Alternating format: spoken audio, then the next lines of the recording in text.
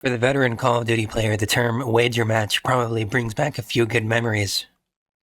There were a few different modes, and it was honestly pretty fun to play, leading many to wonder, why did they get rid of them? After all, there's plenty of posts about it, even from a couple months ago. For those unfamiliar with it, I'll give you a little helping hand. Wager matches debuted 15 years ago in the first Call of Duty Black Ops. 6 players wager their COD points against other players. Players within the top 3 receive their winnings, being called in the money. But if you fall out, you're out of the money. What being in the money means is that you earn the COD points that you wager. 50% goes to first place, 30 for the second, and 20 to the third, while the remaining players earn none. In the event of a tie, the players will assume the average between the two places that were tied. If there is a tie for third, then the 20% of points allotted to third place will be split upon the tying players, which usually means them losing some. Lobbies are randomly generated, and the player can't have a party in the Weekend Gambler and High Roller playlists. Players will be able to involuntarily use some kill streaks, such as in Sticks and Stones, where a spy plane is always online, or One in the Chamber, where radar is active when there are only 2 players left. Players cannot earn XP in wager matches. Bigger maps also have sections blocked off, and again, that makes sense because it's only 6 players. This is an interesting part. If the host quits or turns off their console rather than just leaving, the game is unable to migrate the host. The wager match will end, and all COD points will be refunded. That's interesting. What about the game modes themselves? We've got Gun Game, where you start out with a pistol and then you eventually, work your way up to bigger and better weapons, right? I think you end off with a ballistic knife. Sticks and Stones, where players spawn with a crossbow, ballistic knife, and a tomahawk. One in the Chamber, where you start out with an M1911 with 1 bullet. You're supposed to, you can shoot people or knife them to get more ammo. The whole idea is that you start with 1 bullet.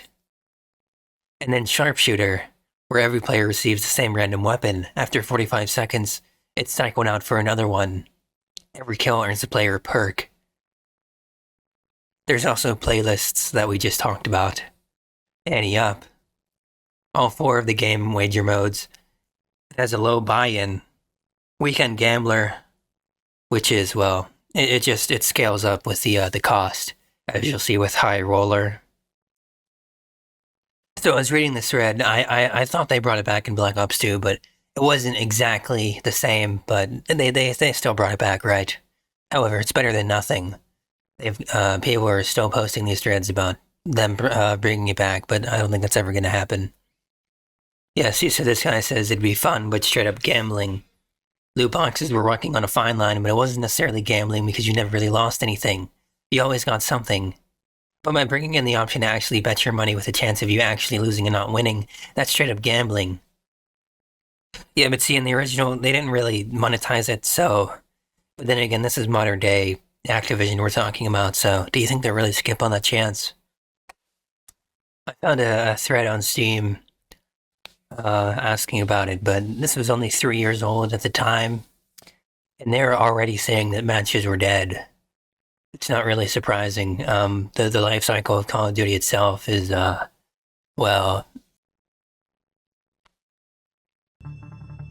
dude, there's like no servers at all, goddamn. They try, but anytime the newest one comes out, that's really it. They were talking about extending Call of Duties to, 2 years per, but that didn't happen, so. This is funny. This guy is complaining that people are split screening together in a party in Ante Up. They work together so that they don't lose their COD points. That's really interesting. This person made a post saying that they ruined One in the Chamber with Black Ops 2, saying that the UAV was on all the time, which seems to be what happens in all of the old wager matches. That plus the efficiency of the combat knife makes it so that players are just madly running all over the place in the direction of the red dots. In the original, the UAV only turned on when there were 2 players left. But there are people who disagree, saying that they find it better. I don't know why they had to get rid of the COD point system. Every time you rank up, you could use them to buy shit. That's pretty cool, and you don't have to monetize it. You don't have to say, oh, well, you can buy this to get this. You can rank up by playing the game. It's fucking insane, dude. I know, that might not be the the gaming climate right now to play games and enjoy them. We're buying shark cards and battle passes. It's a different time. I get it. Shit's different. This website comes from codmods.com, so I don't know what the fuck this is. They're listing different modes, so I'm assuming this is just like a custom version or some shit. But it's interesting to see. It really is. They say that the system itself was entirely changed, but I don't know exactly. I guess it's just a modded version. Very interesting. Look, even the original legend said that wager matches are missing, and I guess his missing COD features playlist, Merc Music. Check that out. Now, if you don't think he missed it, why do you think he'd make a video about it? That shit's interesting. Black Ops 6 is the perfect game to bring back classic BO1 mode. I wonder what that might be. However, there is one feature in the game that hasn't ever been brought back despite how much players loved it, and that was the party game wager matches. Party games themselves should be a staple in COD simply due to how quick and fun they are to easily jump in and out of, but there will absolutely be an audience for these types of games, of in-game wager matches that don't require actual money. And this was also a couple months ago because he's talking about Black Ops 6. I mean, people are making articles about this shit, dude. Like, this is obviously this guy's opinion piece, but I mean, Jesus Christ, dude. There's fucking articles about it. Speaking of articles, let's go back in time to 2010 once more. A nice change of pace for the franchise featuring a new time setting and tons of new modes and features. It has the gameplay you know and love. Zombies is still awesome. You can have a guest online. Fantastic single player. New wager matches are tense. Impressive new gadgets and weapons. Theater mode is a nice addition. It sure fucking is. Was, I guess. Balance in the online play is still a mixed bag. Occasional connection issues, yeah. The whole migrating host meme, that was fun, man. Here we go. We'll start with the online multiplayer whilst we're on the topic. Aside from 14 fresh and tasty maps and a whole host of new weapons to fit the 1960s time frame, the core mechanics of the game remain largely unchanged. The biggest addition is in how you unlock new weapons, equipment, and perks. You still have to progress through the ranks as you level up in game with experience points, but you now also earn COD points, a type of currency you use to buy new attachments and perks. It's a nice change of pace in how you unlock your gear, and gives you more freedom in what order you want to acquire new upgrades. The COD currency system also feeds in nicely to the new wager matches, where you can bet them to enter. It's honestly more fun than it sounds, featuring some creative and often bizarre new game modes. One in the chamber was my personal favorite, where you only get one bullet in your pistol, but earn another bullet for every kill you get. Others include a mode where your only weapons are the explosive crossbow and the fantastic new ballistic knife.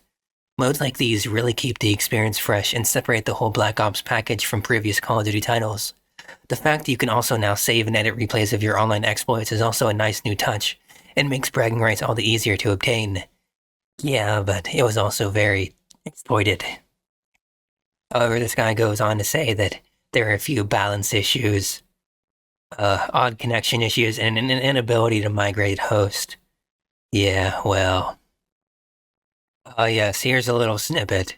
While you're in the lobby, the player has the choice to double down. If everyone in the lobby chooses to double down, the buy-in and the prizes are doubled. I totally forgot about that. Sam Cole says, Black Ops brought something new and interesting to the table in terms of the multiplayer to try to differ itself from the Modern Warfare games. It introduced COD points, which was weirdly never used again. You could earn points by doing challenges and matches, or you can participate in wagers where you put down bets. I like the system because it wasn't just about earning experience because you had something to lose when you lost. Now this is fucking rich. Not even a month ago, we needed the in-game non-premium currency system back. For those who are not part of the old gamer squad, and he just goes on and on about it, okay. Unfortunately, we've never seen this form of currency ever returned in a future title. The functionality should still be the same. All you do is grind enough credits to unlock. The further you progress, the better and more expensive the camos get. If you wish to earn these credits a lot faster, this is done by playing the most objectives of the match. In other words, If you get nearly 3 minutes on the hard point with over 10 objective kills, you'll be getting over twice as many credits as part of the match bonus compared to somebody who didn't play the objectives at all. Not only is this a more simplified grind, but also a beneficial one since it would encourage long-lost objective play. Most of all, daily or weekly challenges will also give you the credits. Of course, certain events that are released won't require credits. Some will either be unlocked by simple playtime or there will be specific challenges that need to be met. Additionally, these in-game credits cannot be purchased with real money. Some people may doubt this action simply because Activision wants money, but you also have to realize that Activision wants people playing. If you give them a grind, you'll keep the players active. Almost 200 upvotes and 50 comments. People were definitely talking about this. However, you always will have your naysayers, and this guy is, well, a little up there in the replies. He said that the currency was my least favorite thing.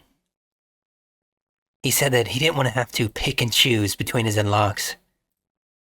Unlocking something meant getting to a certain level and actually getting the money to get it. He didn't want to do that. What's interesting is that a couple people are comparing it to credits from COD Mobile. I didn't even know people actually fucking played COD Mobile. Like, really? This guy says that Sea of Thieves has two types of currency like that. One you can buy, one you absolutely can't. You have to earn it to get the best considered cosmetic items. Why can't they do something like that? Here's a good one. This guy is apparently a writer and says that he has a question about gambling for actual money in COD. The story he's working on is about gambling in general regarding esports. Anyway, apparently this guy just actually does it through a third-party site on fucking UMG. Even having cash out matches. Interesting, but a little off topic. To wrap things up here, well, what do you think? Do you think they should return? Do you think they were only in one game for a reason? You know, I mean, their spiritual successor was in Black Ops 2, you know, the party games, but do you think we should just leave well enough alone? But, you know, according to the community, it seems like there's a good amount of people that are saying, hey, what happened to this game mode? So in my opinion, it doesn't seem like it's going to go quietly. And if we ever get a remaster, well, that'd be pretty fucking cool. And they'd have to handle that issue all by themselves. Maybe we'll see one day.